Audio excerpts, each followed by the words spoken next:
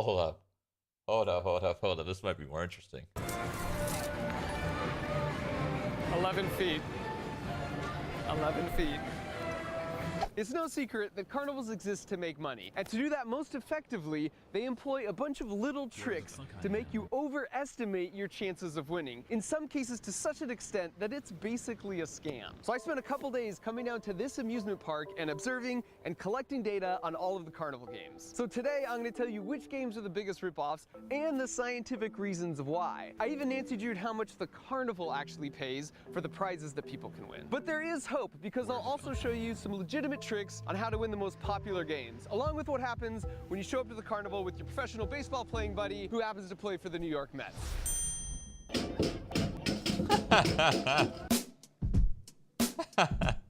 Let's get started. I haven't been to a carnival in so long. We need closure, Mike. I believe this is it. I don't know why I paused the video for that. Any kind of legitimate investigation needs to start with solid data as the foundation. So with the promise of unlimited churros, I had some friends secretly help me collect data on all 24 carnival games for a full day. Not only did we capture how many times each game was played, but we also recorded how many times people actually won each game and the prize they won. And so the first observation, based on the data we collected, is that this relatively small park collects $20,000 a day off their carnival games alone. So to help frame the rest of the observations, we'll divide the games into 3 groups. The first group, you've got the random chance games. Games like these, where no skill is involved and you're basically just rolling dice. And for the second group, you have your skill-based games like the basketball shot, or the milk bottle throw, or the basket toss game, where if you bring some kind of skill or strategy to the table, you can increase your chances of winning. And the final category are the games that are pretty much impossible. These ones are borderline scams. There are 3 games in this category that lots of people attempted and nobody won. And if they did win, like in the case of the ladder climb, it was for a very specific reason, which I will address later.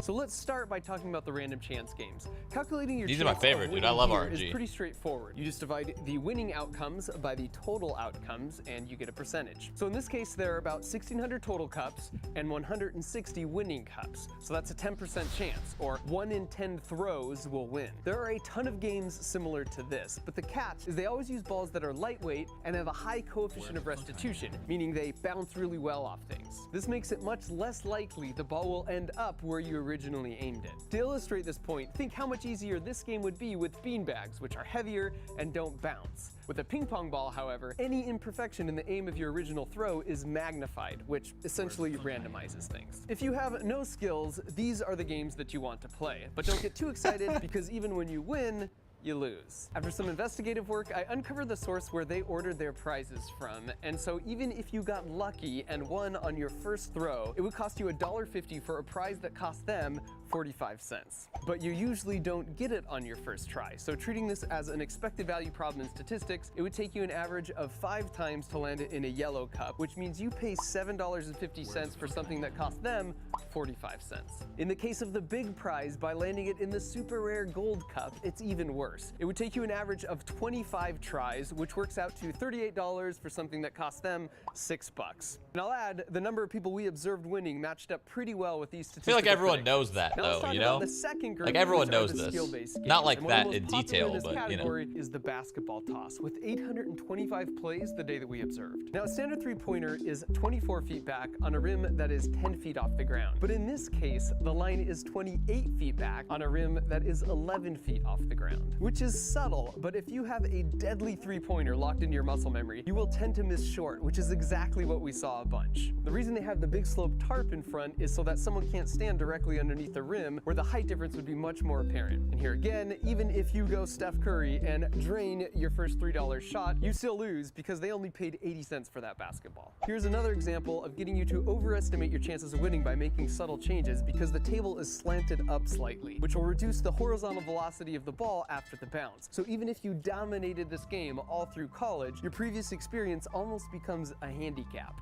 This measure your pitch speed game is borderline fraudulent, as their radar gun registers about 15 miles an hour too slow. And I know this because I measured the distance and then recorded it in high speed and counted the frames. This pitch was clocked at 69 miles per hour, but it's much closer to 84. For the milk bottle game, the only catch here is the bottles are metal and therefore heavier and more stable and harder to knock down than a typical bottle of that size. I've seen some carnivals though where these are bottom weighted, which would make them more steady and thus less likely to tip. To figure out which kind you have, you can ask to hold it, and the point at which it balances on your finger is the center of mass. The key to winning this game is hitting them right here with a hard enough throw to introduce sufficient kinetic energy. But don't throw it too hard, because we notice those who threw their hardest usually sacrificed on accuracy. About 1 in 14 people knock this over on their first try. And then finally we have the basket toss game, and the key here is to have your first bounce hit on this front lip to reduce the kinetic energy enough that it won't bounce back out. About 1 in 10 throws will win on this game, according to our observations. And now this brings us to the final category of the near impossible games, and there are 3 of them.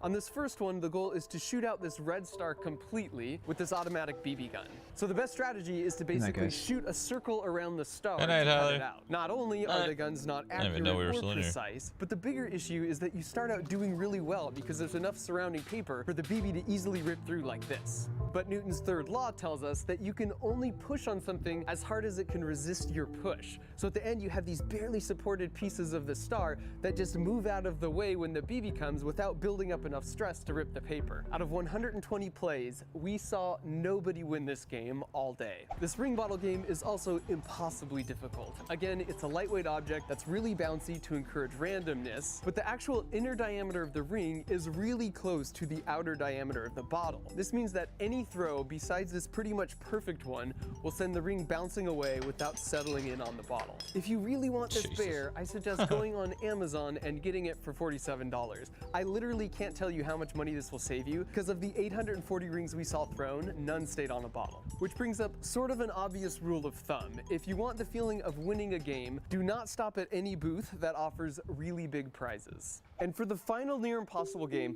let me reiterate that as a carnival owner, the most lucrative games are those which the customers overestimate their chances of success. No game is a better example of that than the ladder climb. There's a subtle issue with this game that I think people realize but don't internalize the significance. The ladder converges to be supported on the wall at 1 point instead of 2. If it was attached at 2 points, it's like crawling across a rope bridge, which is pretty easy. Let's pretend this is you, and if you shrunk all the weight of your body down to the average location, we call that spot the center of mass, which we'll mark with this dot. And once again, we can double check this is the right spot because it balances perfectly on 1 finger. If you draw imaginary lines connecting the different support points, that creates an area, and as long as your center of mass dot is within that area, it's impossible to fall off. But as soon as your center of mass dot is even a little bit outside of the area of supports, you start to rotate and fall off. And this is true no matter which way you orient it. If you've ever bent over to pick something up, you actually know this fact, whether you realize it or not. In this case, the region of support is between the back of your heels and the tips of your toes. When you reach over, you will naturally move your butt back to keep your center of mass in between those support points. And if you don't believe me, try picking something up while standing against the wall so you can't move your butt back. At the very moment your center of mass gets beyond your toes, you start to tip over. In the case of the ladder game, you're only connected at 1 point, so even though it looks wide because of the ladder rungs, that area of support reduces down to a line. So if you don't keep your center of mass directly above that line, you will start to rotate and fall off. In other words, to win this game, you basically need to be able to crawl across a tightrope. And you might think, well, I can do a slack line, so I can do this. But a slack line is actually much easier for 2 reasons. You can flail your arms and legs out to adjust your center of mass to keep it directly above that line of support. And your center of mass is higher, increasing your mass moment of inertia, making you more stable. In the same way, it's easier to balance this umbrella when it's extended versus when it's collapsed. So while there are a few videos that say tricks like maintain 3 points of contact, they're all basically useless because keeping your center of mass directly above a line is just something you have to get a feel for that takes a lot of practice. But once you've had enough practice, this is the one game at the carnival that's basically all skill, so you can win every time and clean them out. Unfortunately, the carnival owners know this, which is why it's also the only game with this super lame caveat. So now that we were carnival experts, I called up my buddy Matt Winokur, who was recently just drafted to play baseball for the New York Mets, to maximize our chances of winning any skill game that had to do with throwing.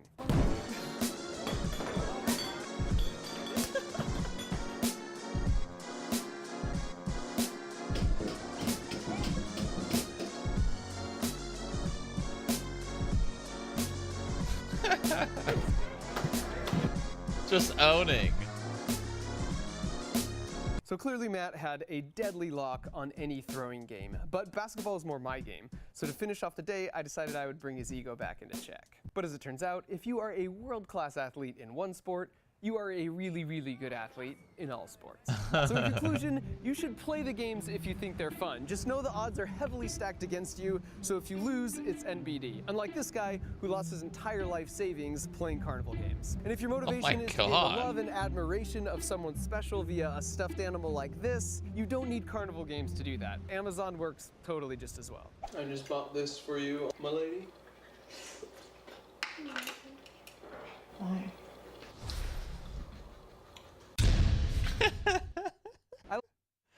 Why? I love it. I love it. That was a good. That was good.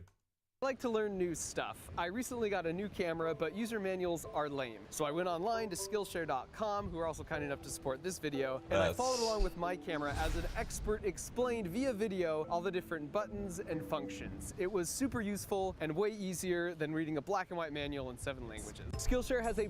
That was good. That was good. That was good. That was good. Ah, that was good. Where the fuck I am. Oh. How do you go broke at a carnival? I don't know. That must be an interesting article to read.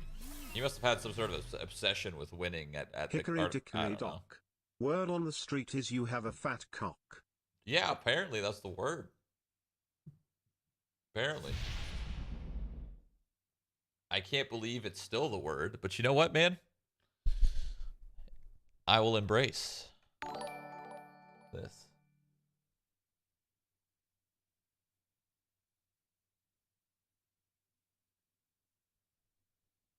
Have you heard the game?